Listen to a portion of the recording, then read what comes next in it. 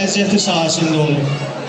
Qeyd elədim, nə qədər danışsaq bu şəhidlərin qəhrəmanlığın, şəhidlərin göstərdiyi qəhrəmanlığı, şücaəti təcəssüm elətdirmək mümkün deyil. Çünki onu yaşayan bilər, yaşadan bilər. Bu günləri qəhrəman qardaşımız şəhid atası olaraq, qəhrəman atası olaraq, bizim şəhidimizin anası olan bacımız qəhrəman anası olaraq o hissi yaşayan insanlardır. Və burada duran şəhid valideynləri də həmin o hissi yaşayan insanlardır və bir məsələni qeyd edeyim ki, mən bütün tədbirlərdə, məclislərdə onu deyirəm. Şəhid valideynləri gəzir, ana, ata gəzir, amma onun içində hansı hiss var? Onu heç birimiz bilmirik. Sadəcə onu yaşayan insan, valideyn, ata, ana bilir. Və dünyasını dəyişən şəhid valideynlərimiz Allah rəhmət eləsin.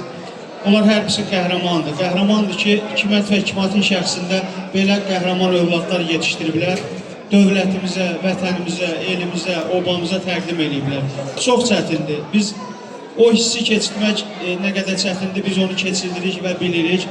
Qəhrəman, Allah sənə bacıma can sağlığı versin. Sənin timsalında, sənin şəxsində bu şəhid valideynlərinə Allah can sağlığı versin. Allah can sağlığı versin ki, əziyyət çəkibsiz, zəhmət çəkibsiz, qəhrəman və qəhrəman kimi şəhid qəhrəmanlar yetişdiribsiz. Dövlətimizin, torpaqlarımızın bütövləşməsi üçün övlad veribsiz. Və bu günləri sənin evində, ailəndə xoş gündür. İnan ki, hikmətin ruhu buradadır. İnan ki, buradadır. O, belə deyək, hər birimizi görür, hər birimizi müşahidə edir və bu müqəddəs məclisdə Allah onun ruhunu şad eləsin. Biz nə karayıq ki, onu biz deyək ki, ruhunu şad eləsin. Çünki onlar elə bir yol keçiblər ki, onlar öz məclislərini də keçirdiblər, Quranlarını da tapşırıblar. Qəhrəman olaraq hər bir öz qəhrəmanlığı ilə, döyüşdə göstərdiyi xüsusi qəhrəmanlığı ilə, öz şəhidliyi ilə bizə onun cavabını veriblər. Bizim boynumuza nə düşür, bizim üzərimizə nə düşür?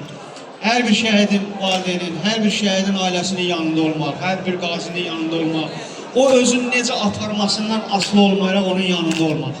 Çünki övlad vermək, vətənə qəhrəman vermək hər kişinin işi deyil, hər ailənin işi deyil. Mən sənə bacıma can sağlığı arzu edirəm. Allah hikmətin şəxsində nə qədər şəhidlərimiz var, Allah onu ruh şad eləsin. Allah müharibə təbəqəsinə hər birinin valideyninə can sağlığı versin və bizim balaca hikmətin inşallah ki, biz onu günü görəcəyik. Çünki hikmət elə bir qəhrəman oğlanın adını daşıyır ki, sənin şəhid olan qəhrəman balamız hikmətin həyata keçirə bilmədiyi, hansı ki arzuları vardı, həyata keçirə bilmədiyi arzuları bizim balaca babu hikmət həyata keçirdəcək. Allah mübarək eləsin, Allah xoşbəxt eləsin, göz aydınlığı versin.